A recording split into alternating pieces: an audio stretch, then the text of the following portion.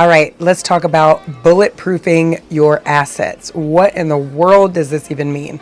All right, well, we want to make sure that if you have money that you want to pass down to your children and you want to make sure they get it and it doesn't get subjected to other things, let's think about what that even means. All right, here's an example.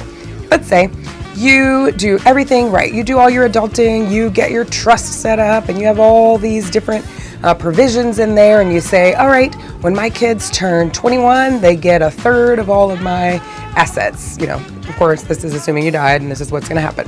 And then when they hit 30, they get another third. And then finally, when they're 45, they get the final third. You've set everything up. You don't want them to blow through everything at once while they're young and maybe a little less responsible.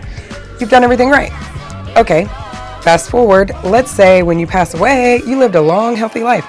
The kids are already 50. So they're going to get an outright distribution, none of that third. They're just going to inherit everything that you left them. Doesn't sound like too bad of an idea, but what if your daughter or son was in the middle of a pending divorce? Would you want your future daughter-in-law or son-in-law to get half of the assets that you saved for your kids? I think not.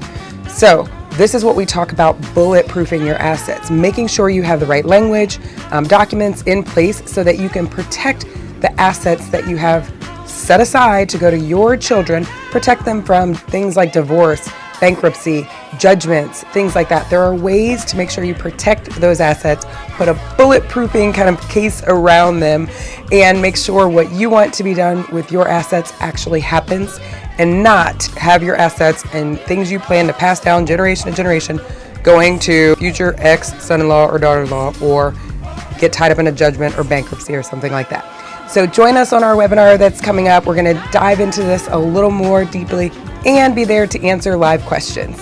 Click below to register. Hope to see you there.